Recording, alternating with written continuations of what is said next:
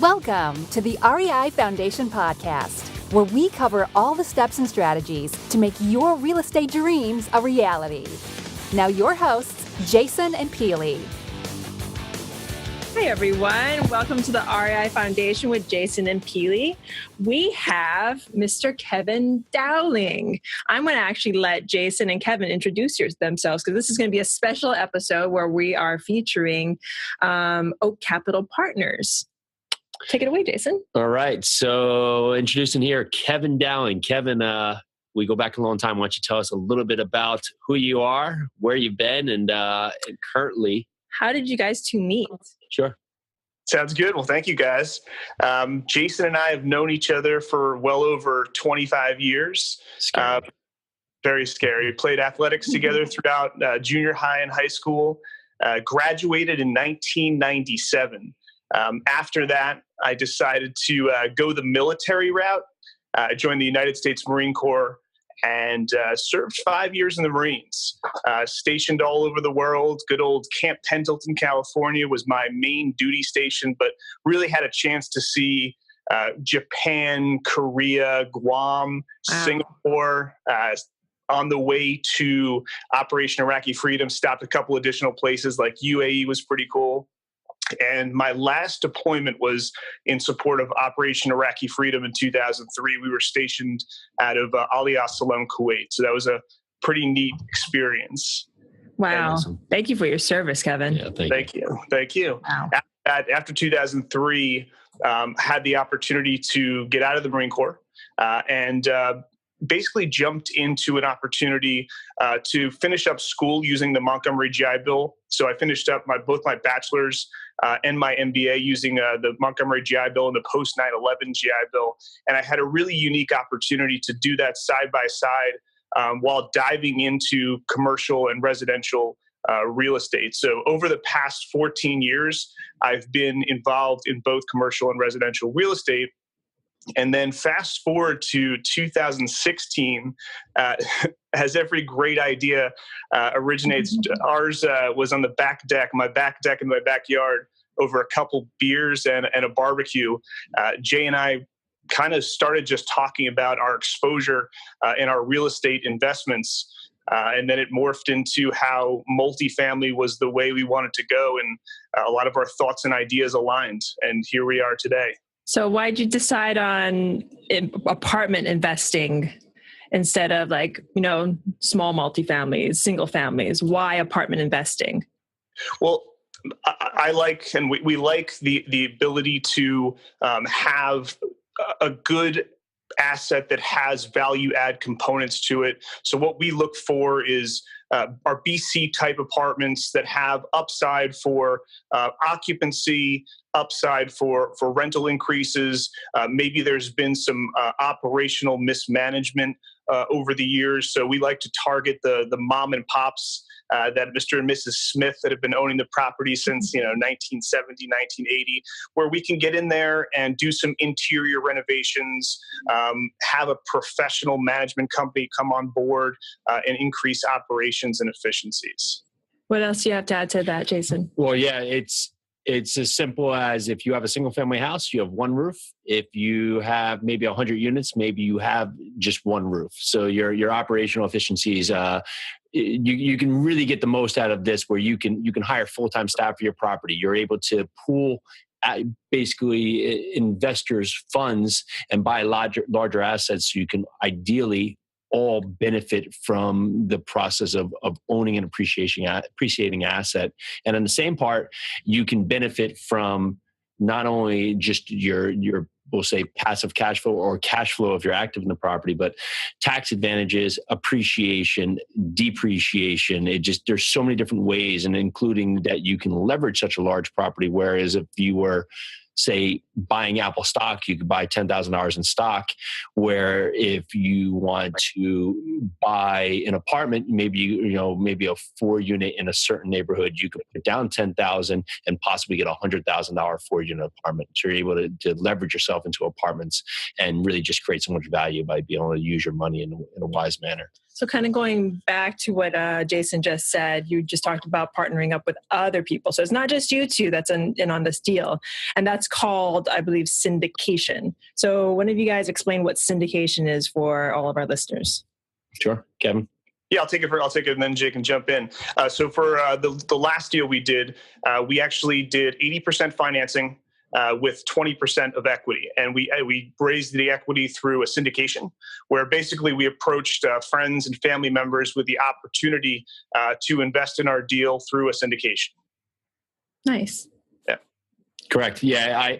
Ideally for this, it allows us to get into a larger property, just like we were talking about before, where maybe Kevin and I could have possibly gotten into a smaller property. Well, at this size of a property, we can afford to have on a property management company, a full-time maintenance staff, and really just come up with just the economies of scale that this size of a property allows. And the syndication allows us to get into that. Bingo. Economies of scale. Go further with that. What does that mean? Well, economies of scale comes in fact that we're actually working with a property management company, just this instance, where the property management company manages a number of different apartments in this area. So for us, we're able to actually share maintenance staff. It may not work in all situations, but in this fact, it actually does. We're sharing maintenance staff across the different complexes that's under this management staff. And now we're keeping our cost down to a minimum for maintenance staff, where they may not be fully utilized at all times during the day. Well, now they can split their time between different apartments, and then we're not paying different apartment complexes. We're not paying completely, we'll say, the full cost just to have the guy maybe sitting there for a couple of days when he's not busy. Nice. Do you have anything to add to that? Well, actually, the one thing I wanted to say, kind of in regards to single family versus multifamily from earlier, was single family. They're just so binary. You're either vacant or you're occupied. And the aspect of multifamily, I mean, you have 94 to 150 units potentially. You have one vacancy. You've got 93 to 149 other revenue streams. So it's much obviously less binary, and leading into probably where this discussion will go. But the more units you own, the less risk there is, because you're diversified across the units. And the numbers are always based on it's all on income based and what you can actually produce with the property. Whereas if you're single family homes and maybe you're building a home or you're flipping a home, it's all on that end buyer and that end buyer's preference, where the preference may be on certain types of tile or granite or paint colors. Whereas the apartments, none of that matters. It's all about the asset, how the asset's performing. So if you can increase the performance of that asset, you can increase basically the worth of the property. Nice. Anything else? I like it. Nice. Okay. Well, let me know, how did you guys get started? You just decide, of course, at that barbecue, you guys are having a few beers, you guys have a couple hot dogs, you're like, we're going to get into apartment investing. Then what? Well, I think the first thing we wanted to do was surround ourselves with the right team and the right partners. So over the first couple of weeks, we really took it upon ourselves to make introductions. We selected 3 core markets as the foundation for kind of where we wanted to start making those relationships. The first couple of weeks were a lot of phone calls and introductions, interviews to local brokers, local management companies, local professionals like attorneys, for example. And what we wanted to do was, for the brokers, we wanted to introduce ourselves, let them know what we're looking for, who we are, how quickly we're looking to move. And obviously the brokers started sending us deals. A lot of them were on-market deals. Jay and I made it a point to get back to those brokers as quickly as possible. And whether it's interest or non-interest, we would let them know exactly why potentially we weren't interested. But if we were interested, we knew that was going to take the next step to a meeting around the financials, what the rent rolls look like, what the trailing 12 months look like. So the other side of it too was introducing ourselves to property management companies. And I think the edge that we had with property management companies is they have direct contact to sellers. So if they have a knowledge that a seller's looking to sell, that's potential for the management company to lose a number of units that they have under management. So we felt like we were getting some opportunities from the property management companies also, because they were giving us kind of the first in. And then obviously with the brokers, they started sending us some off-market deals. So the relationships and the relationship development were critical. And I think it took us probably about, Jay, let me know if you agree, 6 to 8 weeks to really get the team in place that we were comfortable with. Yeah, and we're continually, even as we progressed through the first big deal, we still were adding team members as we really, just the more we learned, we keep adding team members, whether it was in the form of lawyers or cost segregation people or our Reg D lawyer. These are people that we were constantly looking for referrals that may not have to be so much in market. And so we're constantly adding to our team, especially now as we're filling out markets based on what we're learning that we may need going forward. Maybe it was important to talk about how we actually chose the certain markets that we're working on. You want to give people some metrics? Yeah. And I think the first 3 things we looked at were strong employment growth, strong income growth, and strong population growth. We didn't really want to be in the core markets, the New Yorks, the San Franciscos, the gateway markets, because we're just priced out. We didn't want to deal with the REIT type of transaction. So we selected not secondary markets or tertiary markets, but just primary markets that have more opportunity than we think. So we found, obviously Louisville is one we're looking in. We like San Antonio, certain sections of San Antonio, and we like Greensboro as well. But we're looking in other markets in North Carolina, Florida as well. Yeah, and it's another part that we were looking at is also just job growth, job diversity that we had there. Is we want to make sure that in these markets, it wasn't just, one steel company or one company that made up the majority of the jobs there. So if that company, for whatever reason, folded, that we were going to lose a huge amount of people in the community that were able to pay rent. And then past that, housing starts, is that if markets were being flooded with new apartments being built or new housing being built, that was a red flag for us. Well, maybe that wasn't the quote unquote best place for us to be looking at. Yep. And I think also too, once we selected the markets, we wanted to identify key neighborhoods and key submarkets. And one of the drivers there was looking at kind of supply in the area, looking at supply coming online. And even though we're looking, our building class type is the Class B and the Class C type, we still do want to understand kind of the new supply that's coming online. And when we say new supply, developers really only build Class A products. So we do want to look at neighborhoods that have less supply coming online, but then look at the sub. What kind of growth what projections look like for rent growth over the next 2, 3, 5 years. I'm going to actually have you repeat everything you just said, maybe the 5 seconds before, because we kind of cut out. I'm not sure. You're talking about growth.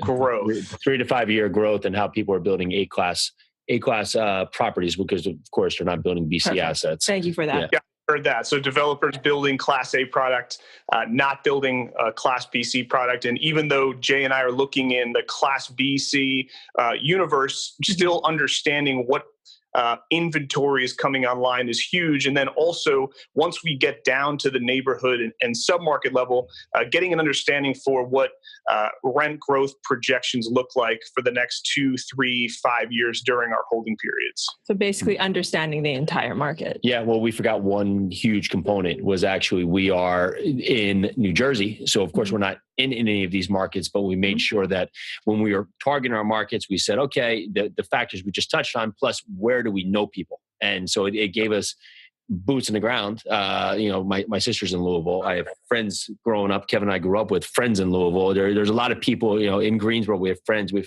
have families. So it's an easier market for us to get out there and understand. And just as we were first learning the neighborhoods, we could, 1, get their opinion, and 2, even have them pass by the assets. So that's another thing that allowed us to invest out of state. Now, I'm saying that they don't have to be there. I mean, we're looking at markets where people aren't necessarily, but it really helped us understand, of course, the submarkets. Good. Yeah. Awesome. Awesome information. Thank you both.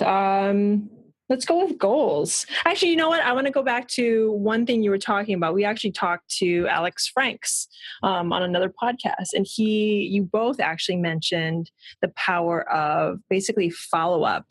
You want to just like touch on that just a little bit, just to give our listeners just a bit of mindset, like your mindset on the follow-up, because people are really bad at that.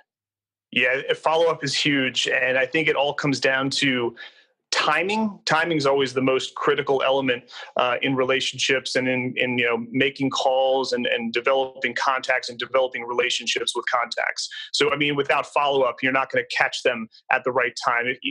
Every once in a while, you'll get an opportunity and some synergies on the initial conversation that might lead to something productive. But follow up is critical because over the next 3, 5, 6 months, or even the next 2 or 3 years, we might capture something from a property manager that has an opportunity for us, or a young up and coming broker might have something. And if Jay and I are constantly reaching out to those folks and staying on their minds and being at the forefront of their activity, I think more opportunity comes our way and we can capture it. Nice. 100%. Yeah. And I think if we want to go back to our offering structure, is that we are getting back to all the brokers, and we're pretty much, we have our numbers, we have our point. And when we're making offers is sometimes the asking price in our mind is a bit ridiculous. And we'll go back to the brokers and say, listen, this is how we see it. This is why we see it. We're willing to make this offer. Would you like to have us present this offer? So you can't worry about, we're not looking to lowball them, but if the offer is working by the numbers and we show people why we're making the offer, I mean, that's an important point. Instead of just going in there, if we went in there and the price point was $5 million or the asking price, and we said, well, this works at 3, then if we just threw the $3 million number without explanation, the broker will look at us and maybe just think we were lowballing him and not really giving him a shot, and maybe he's not going to send us future deals. So we'll go back to the broker and say, this is what we came up with. This is why we came up with this number. This is where this works for us. We're willing to present this. Just want to get your feedback prior to presenting this and see where we stood. So this could go like throughout basically life. Basically, you guys follow up, you guys communicate, and you guys know your numbers. Amazing business structure. Yeah, and stick to your numbers. Yeah. So yeah. Nice. Yeah. So let's talk goals before I let you two go. Goals. Give me some of your goals for the next month. I know you guys just picked up a 94 unit. Congratulations. Mm-hmm. Thank you. So what now for this next month? What are you guys doing? Next month will be volume. I think what we want to do is we already have a couple offers out there. We've been underwriting several deals a week. We're at the point where we have 2 or 3 deals that we'll make offers on, but I think we really want to get under contract with something, again, obviously sticking to our numbers within the next 30 to 60 days. Beyond that, I mean, it's really our goal to be at somewhere between 300 and 500 units, hopefully by the end of the year. And then within the next 18 to 24 months, we want to hit that 1,000 unit mark. Yeah. We feel very confident with it because ideally we have our structure, we have our plan. It's either fits with our plan or it doesn't. And so it's very easy for us to look at a deal and say, okay, this is worth looking further into or not. And then with the current property, we actually have the management team in place out there even today, just pushing the plan in place. And so we look forward to seeing the renovations that we're putting in place over the next month. So we're at 24 months, 1,000 units. So that's, you're already, Grant Cardone 10Xing it, which is awesome. So what are you thinking about 5 years, 10 years? Because I know apartment investing is that's like a long play. That's not like, you're doing a little flip. It's not like it's kind of like a buy and hold and kind of like a flip, but it's long-term. This is long-term. So what are you thinking in 5 or 10 years? Where are you looking at this business? I think the hold period we're underwriting to is, somewhere between 4 and 7 years. Okay. So I think, obviously that threshold of 1,000 units that could fluctuate between 900 and 2,100 units. I think just because we're going to be hopefully turning over some of these properties and doing some dispositions over the years. But I think as we grow over the next 2 to 5 years, I think we'll build a team out so that we can have more underwriters, more screeners, an acquisition team that's solely dedicated to taking on acquisitions, and then an asset management team that's looking at everything, looking at the cycle, looking at determining whether it makes sense to do a disposition. But I think scaling everything is what ideally we'd like to do so that we can not be limited to 1,000, 1,500 units within the next 5 years. Don't limit yourself. You have anything else to add? No, that's perfect. Awesome. That's perfect. Well, thank you both for coming on our podcast. Having me. Do you have anything else to add, Kevin? No, I mean, maybe next time let's talk about the progress we're making on this acquisition we just did in Louisville. Yep. We'll talk about a number of cool components we're trying out to put into place with this property. We think are going to be great to enhance income and some of the other income generators that we are able to take advantage of because the prior management or the prior owners just did not follow what was trending in the market, and also other ways that we're working to keep our costs down and reduce our costs, other economic efficiencies we're putting in place with the property. Great. Well, if people are looking for you, where can they find you? We can go to, it should be launching in a few days, or I guess the status would be oakcappartners.com. Okay. Also reach out to us at info@oakcappartners.com. So OAKCAP partners.com. I was going to say, we'll have that all in the show notes, folks. I just spelled that right. I think so. Yeah. Again, thank you so very much, Kevin. And to let everybody know, Oak Capital Partners will be checking in here regularly at the REI Foundation podcast. So check us out next time as they break down their new acquisition, their 94 apartment complex that they just closed on. Yeah, look forward to seeing everybody again. And thank you so much, Kevin. Thanks, guys. Looking forward to next time. Thanks for tuning into the REI Foundation podcast. Check back next time for more awesome tips and strategies to launch your new you in real estate.